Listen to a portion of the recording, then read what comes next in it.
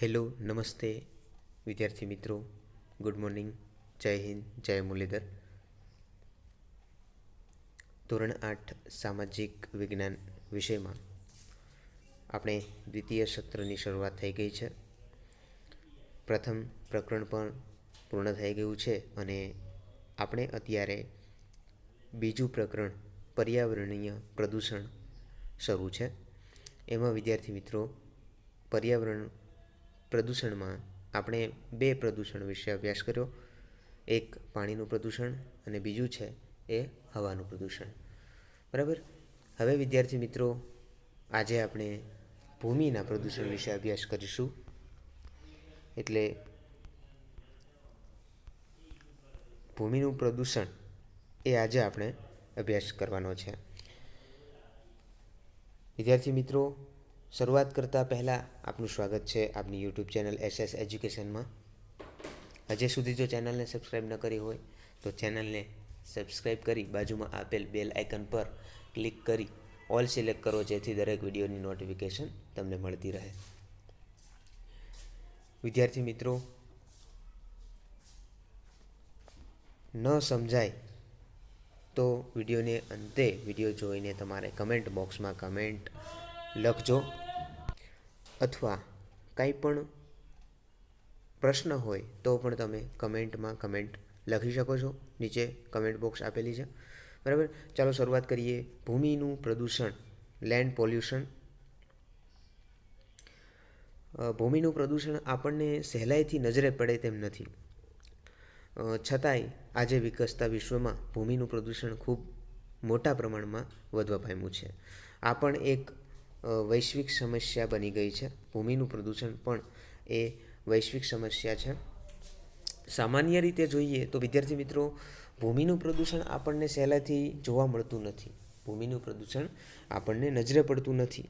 જેમ પાણીનું પ્રદૂષણ આપણે જોઈ શકીએ છીએ, બરાબર, એવી રીતે ભૂમિનું પ્રદૂષણ આપણે જોઈ શકતા નથી. આપણે સામાન્ય રીતે જમીન જોઈએ તો એ જમીન સામાન્ય જમીન જેવી જ લાગે છે. વિકસેલા ઉદ્યોગો અને ગટરના પાણી ખુલ્લી જમીન પર છોડી દેવાતા તે જમીનને બગાડે છે. ઉદ્યોગો કે કારખાનાવાળા જરૂર હોય તેના કરતાં વધુ જમીન પ્રાપ્ત કરે છે. એ એમના કહેવા પ્રમાણે ભવિષ્યના વિકાસ માટે હોય છે. એટલે ઉદ્યોગો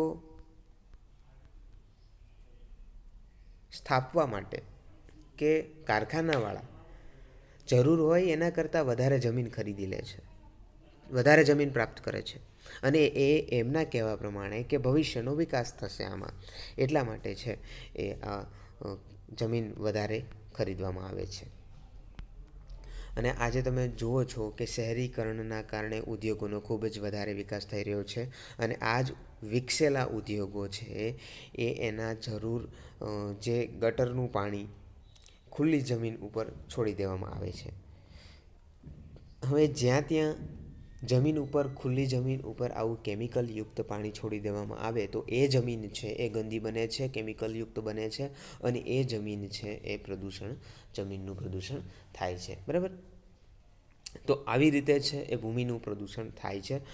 પ્રશ્નમાં પૂછાઈ શકે છે કે ભૂમિનું પ્રદૂષણ કેવી રીતે થઈ શકે છે. તો ભૂમિનું પ્રદૂષણ સૌપ્રથમ તમારે ઉદ્યોગોને યાદ રાખવાના છે. જુઓ, આ પહેલાં પણ પાણીનું પ્રદૂષણ જોયું હતું અને હવાનું પ્રદૂષણ જોયું હતું. એ બંનેમાં પણ ઉદ્યોગો મુખ્ય હતા. ઉદ્યોગોમાંથી ગંદુ પાણી છોડવામાં આવે તો પાણીનું પ્રદૂષણ થાય. પાણીમાં ગટરો દ્વારા છે એ નદી નાળામાં કે તળાવોમાં છોડવામાં આવે તો એ પાણીનું પ્રદૂષણ થાય છે. હવાનું પ્રદૂષણ કેવી રીતે થાય છે? તો એમાં પણ ઉદ્યોગો મેઇન છે. ઉદ્યોગો છે એના દ્વારા ધુમાડાઓ જે છોડવામાં આવે છે અને એ વાયુમાં ભળે છે. અન્ય બીજા પણ એવા ઝેરી વાયુઓ છે એ હવાની અંદર ભળતા હવાનું પ્રદૂષણ થાય છે.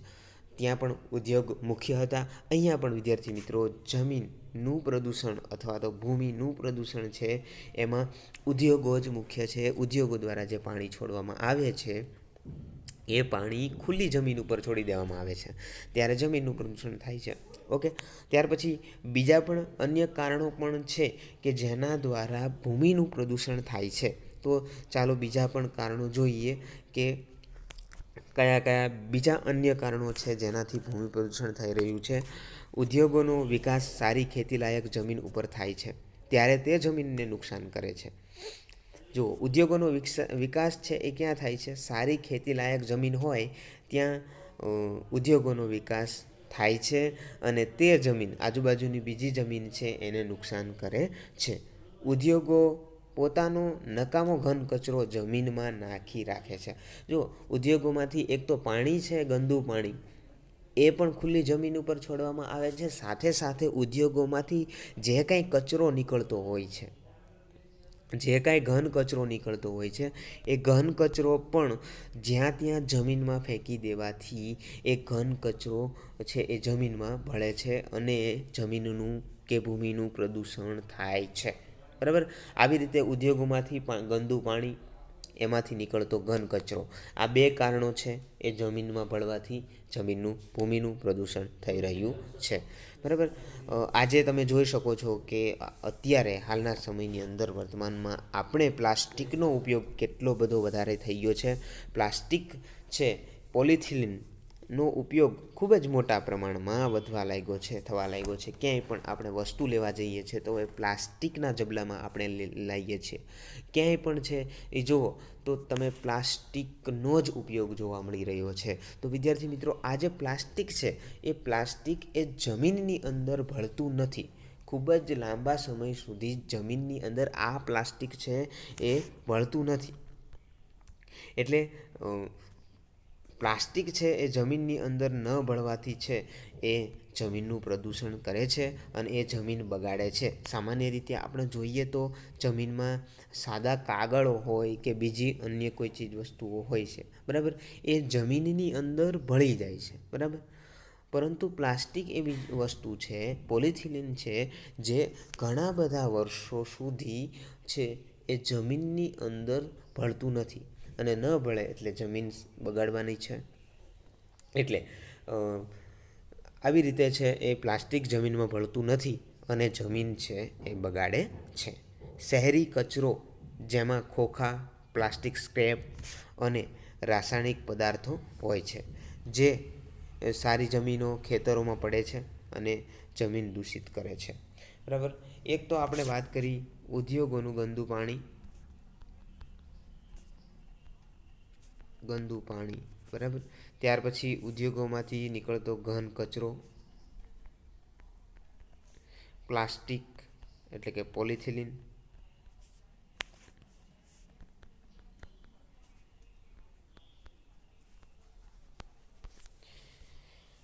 આટલા મુખ્ય કારણો છે વિદ્યાર્થી મિત્રો ભૂમિના પ્રદૂષણના.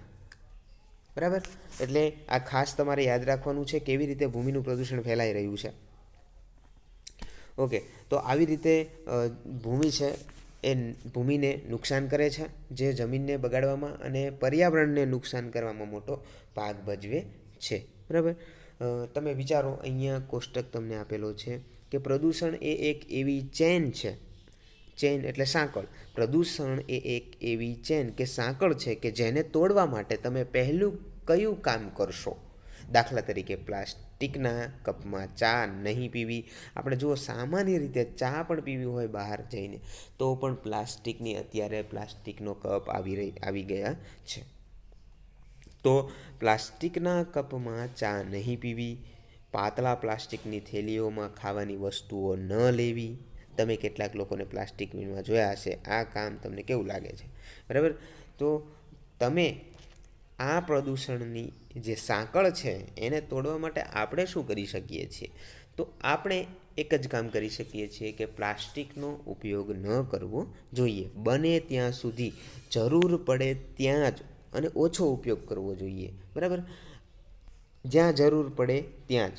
આપણે એવું નથી કહેતા કે તમે પ્રતિબંધ પ્લાસ્ટિક છે એ પ્લાસ્ટિકનો ઉપયોગ કરવો જ નહીં, પરંતુ જ્યાં ઇમરજન્સી જરૂર હોય ત્યાં જ આપણે પ્લાસ્ટિકનો ઉપયોગ કરવાનો છે. બાકી સરકારે તો પ્લાસ્ટિક ઉપર ઘણા શહેરોમાં છે એ પ્રતિબંધ મૂકેલો છે. એના વિરુદ્ધ સરકારે કાયદાઓ પણ ઘડેલા છે. આજે ઉદ્યોગોના અને ગટરોના પાણીનો ઉપયોગ ઉપજાઉ જમીનમાં થવાથી તેમાં પાકતા અનાજ, શાકભાજી દૂષિત હોય છે. હવે વિદ્યાર્થી મિત્રો, અત્યાર સુધી આપણે ભૂમિના પ્રદૂષણ કેવી રીતે ફેલાય છે એની વાત કરી. હવે આગળ આપણે વાત કરીશું કે નુકસાન કોને થાય છે. ભૂમિનું પ્રદૂષણ છે એ ફેલાવાથી કે ભૂમિનું પ્રદૂષણ લેન્ડ પોલ્યુશન થવાથી નુકસાન શું થાય છે. નુકસાન વિદ્યાર્થી મિત્રો એ થાય છે કે આજે ઉદ્યોગોનું જે ગટરોનું પાણી એ જમીનમાં ભળે છે, ઘન કચરો એ પણ જમીનમાં ભળે છે, પ્લાસ્ટિક કે પોલિથીન પણ જમીનમાં ભળે છે, અને આપણે ઉદ્યોગોનું જે પાણી હોય ગંદુ પાણી એનો ઉપયોગ આપણે જમીનમાં કરીએ છીએ, બરાબર.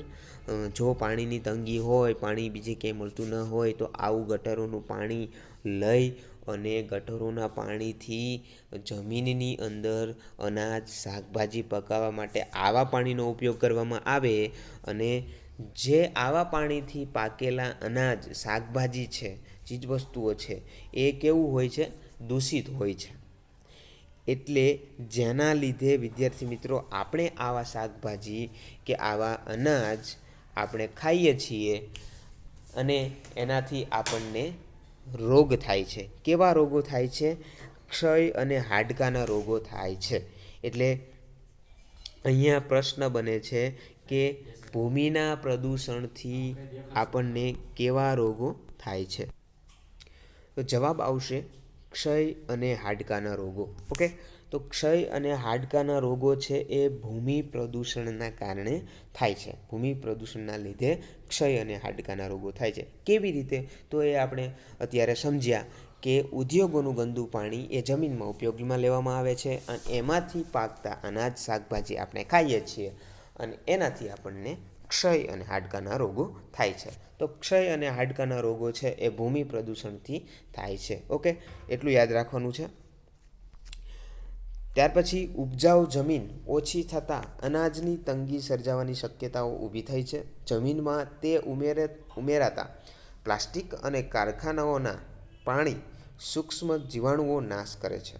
ઉદ્યોગોનો ઘન કચરો પણ સૂક્ષ્મ જીવાણુઓને માટે ઘાતક બની રહ્યો છે. આ જીવાણુઓ જમીનને ઉપજાઉ બનાવે છે, પરંતુ તેના નાશથી જમીન છે એ બિન ઉપજાઉ બની જાય છે. ઓકે, અહીંયા જો વાત કરવામાં આવી છે બિન ઉપજાઉ જમીનની, કે ઉપજાઉ જમીન છે એ ઓછી થશે તો અનાજની તંગી પણ સર્જાશે, કારણ કે અનાજ કે શાકભાજી એ જેવી તેવી બધી જ જમીનમાં નથી પાકતી, પરંતુ જે ઉપજાઉ જમીન હોય, જ્યાં જમીન સારી હોય, ત્યાં જ આવા શાકભાજી અને અનાજ પાકે છે. તો ઉપજાઉ જમીન છે એ ખૂબ જ જરૂરી છે. તો આવી ઉપજાઉ જમીન છે એને બિન ઉપજાઉ કોણ બનાવે છે?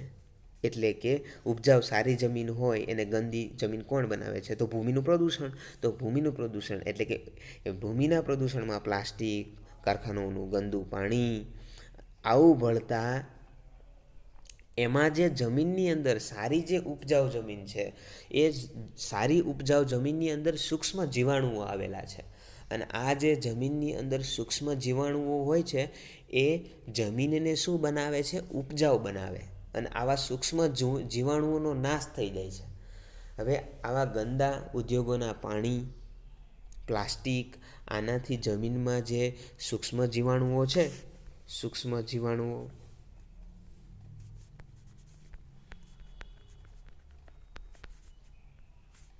એ શું થાય છે? નાશ થાય છે ભૂમિના પ્રદૂષણથી.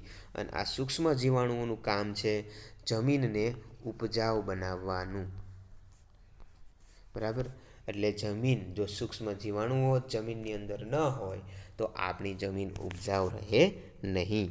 એટલે આવું થાય છે કે સૂક્ષ્મ જીવાણુઓ છે એ જો નાશ પામશે તો આપણી ઉપજાઉ જમીન છે એમાં ઘટાડો થશે, અને જો ઉપજાઉ જમીનમાં ઘટાડો થશે તો અનાજની તંગી સર્જાવાની શક્યતાઓ પણ ઊભી થઈ શકે છે. આગળ વાત કરીએ. હવે આ ભૂમિ પ્રદૂષણને અટકાવી કેમ શકાય, અથવા તો ભૂમિ પ્રદૂષણને અટકાવવાના ઉપાયો, એના વિશે વાત કરીશું. પ્રશ્ન વિદ્યાર્થી મિત્રો તમારે 2 માર્ક્સની અંદર અથવા તો 4 માર્ક્સની અંદર પૂછાઈ શકે છે 3 માર્ક્સ 4 માર્ક્સની અંદર જે તે જેટલા મુદ્દા હોય એટલે તમારે જેટલા માર્ક્સ હોય એટલા મુદ્દા તમારે લખવાના હોય. વધારેમાં 4 માર્ક્સ સુધીનો પૂછાઈ શકે છે પ્રશ્ન. એટલે ભૂમિના પ્રદૂષણને અટકાવવાના ઉપાયો, બરાબર, એની ચર્ચા કરીએ આપણે કે કેવી રીતે આપણે ભૂમિના પ્રદૂષણને અટકાવી શકીએ છીએ. તમે વિચારો કે આ ભૂમિનું પ્રદૂષણ છે એ ક્યાંથી ફેલાયું છે. જ્યાં ફેલાયું છે ત્યાં જ આપણે કંટ્રોલ કરવાનો હોય, ત્યાં જ કંઈક ઉપાય કરવાના હોય.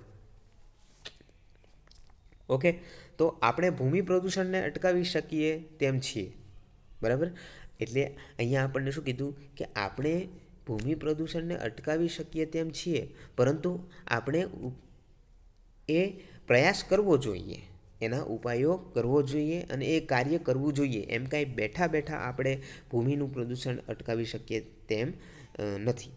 ચાલો ભાઈ, આપણે નક્કી કરી લીધું કે આપણે ભૂમિનું પ્રદૂષણ અટકાવવું છે તો આપણે અટકાવશું, પણ એમ બેઠા બેઠા કાંઈ ન થાય.